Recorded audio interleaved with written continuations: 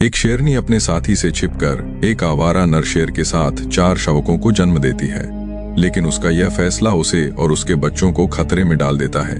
जैसे जैसे शावक बड़े होते हैं, उनका पालन पोषण करना उसके लिए मुश्किल होने लगता है। बहुत सोचने के बाद वह अपने बच्चों को लेकर दोबारा पुराने झुंड के पास लौटने का फैसला करती है। उसे पता होता है कि अगर उसके साथी को सच पता चल गया तो वह बच्चों को मार सकता है।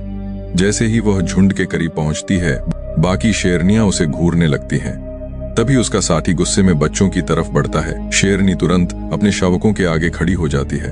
दूसरा शेर भी हमला करने आ जाता है, लेकिन दोनों उन्हें मारने के बजाय झुंड से भगा देते हैं।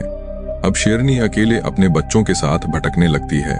अपने भूखे बच्चों को देखकर वह शिकार के लिए निकलती है। जल्द ही उसे कुछ ज़ेब्रा दिखाई देते हैं। वह सही मौके का इंतजार करती है और हमला कर देती है, लेकिन तभी जंगली कुत्तों का झुंड वहां पहुंच जाता है। चालाकी से शेरनी को घेर लेते हैं। आखिरकार मजबूर होकर उसे अपना शिकार छोड़ना पड़ता है।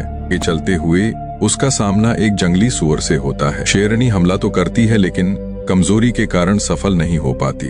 थककर जमीन पर गिर जाती है। उसके बच्चे उसके पास आकर दूध पीने लगते हैं।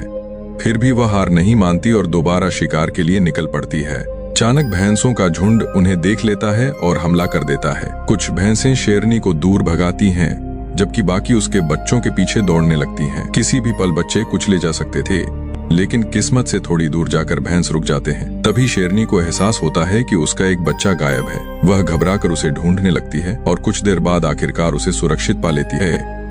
कई दिन बीत जाते हैं, लेकिन उन्हें कोई बड़ा शिकार नहीं मिलता।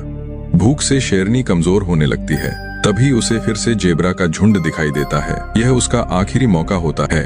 वह पूरी ताकत से हमला करती है, लेकिन अकेले शिकार को गिरा नहीं पाती। तभी अचानक एक दूसरी शेरनी उसकी मदद के लिए आ जाती है।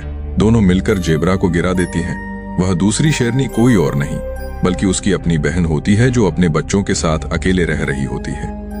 अब दोनों बहनों के जीवन में एक नई शुरुआत होने वाली थी।